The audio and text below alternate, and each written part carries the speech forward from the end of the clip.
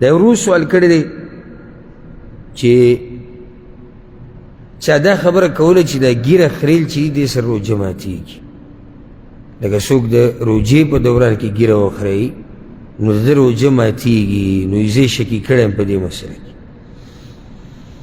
جواب د دې مسلې دا دی چې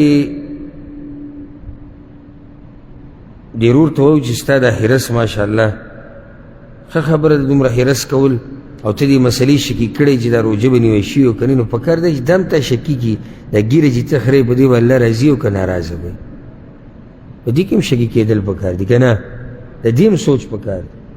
سوچ چې دغه دا بعض حاجیان به هم لیدلي که نه، کوم ملګري چې حج له تلي نو دی به دا په عرفات کې جړاګانې او دعاګانې او بیا د اختر په ورځ دا ګڼه او دا قربانیانې او شیطان ولا او مزدلفه کې نه مخکې شپه او دا نو چې بیا کله دې قرباني وکړي او احرام لرې کوي نو د ویښتو لرې کولو سره ګیره هم لرې کړي، ته به ورته حیران شي چې دا څه قیسه ده.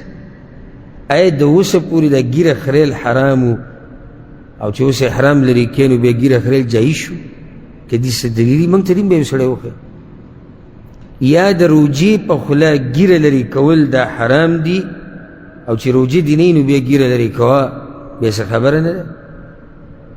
ګیره خریل دا په رمضان کې او په غیر رمضان کې حرام دي، او حدیث کې راځي، مشهور حدیث ته په صحیح بخاري سے مسلم کې، خالف المشرکین، د مشرکینو مخالفتو کوي، وفر اللحى واحفو الشوارب، ګیرې ګڼې کوي او برید سپک کوي. او یو حدیث کې راځي جز الشوارب، برید لرې کوي، وارخو اللحى او دا ګیرې زوړندې کوي. خالف المجوس، د مجوسو مخالفتو کوي، مجوسو د عادتو. دا مجوس دغه طرفونو ته اوسېدو، دا کم طرفونو ته زموږ دا ملکونه دي، دوی د عادت ته پوخان او ځکه د پیغمبر صلی الله علیه وسلم خوا ته دوه کسان راغلي وو د کسرا د طرف نه، د فارس چې کوم مشر وو په هغه ټایم کې، نو هغوی برید اوږده اوږده ګیرې نه وې، پیغمبر صلی الله علیه وسلم د هغوی مخونو ته کتوم نه. نو پیغمبر صلی الله علیه وسلم ورته بیا وایي دا کړي م څه دي ځان سره، دا زموږ ته زموږ رب ویلي دي، یعنې باچا یې یادو. نو پیغمبر صلی الله علیه وسلم ورته وایي خو زما رب خو موږ ته ویلي دي چې برید سپک کوي او ګیرې غټې کوي. نو دا عادت ته پوخانه دی مجوسو کې، او د هغه ځینې بیا د نشر شوی دی دا ګیره بلکل خریل او برید غټ ساتل، نو دا حرام دی په روژه کې او په غیر روژه کې. خو جواب د مسلې هغه دا دی چې دې سره روژه نه ماتېږي. بعض هغه څه دي چې هغې سره روژه ماتېږي، شریعت ښوولي، د هغې نه علاوه په ګناهونو سره روژې نه ماتېږي، خو خوشحالېږه پې مه، دې سره د روژې ثواب کمیږي. دا پکې ده یو سړي 13 ورځې روژې ونیو، الله له پوره پوره ثواب ورکړو، دې بل هم 13 ورځې روژې نیولې او دغه شان سخت یې تېره کړې ده او ثواب یې پوره نه دی، دا څومره لوی تاوان دی.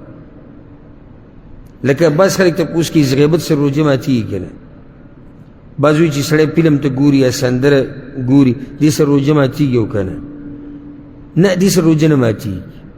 ورې ستا څه مطلب دی چې تا ته هم دغه شان پوره اجر میلاویږي څنګه چې هغه نیک صالح مؤمن بنده ته میلاویږي؟ داسې خو نشي کېدی، او دا خو به انصاف نه شو چې هغه ته او ستا ته یو شان اجر میلاویږي که نه، نو دې سره اجر کمیږي. او روژه کې دا روژه د دې دپاره چې موږ ته پکې څه پرېږدو؟ ګناهونه پرېږدو، لعلکم تتقون، چې تاسو ویرېږئ د الله، چې ویرېږئ خو ګناهونه به پرېږدو. او ځکه حدیث مشهور حدیث ته په صحیح بخاري کې شته، من لم يدع قول الزور والعمل به، څوک چې دروغ خبرې پرې نه دي او په دروغو باندې عمل پرې نه دي او د جاهلیت کارونه پرې نه دي، فلیس لله حاجه ان يدع طعامه وشرابه، الله ته دې ضرورت نشته چې دا سړی د خوراک پرېږدي او څښاک دې پرېږدي، الله ته دې څه ضرورت دی چې صرف یې ځان د څه نه بند کړی؟ د خوراک او څښاک، او نور په هره ګناه باندې ورځي.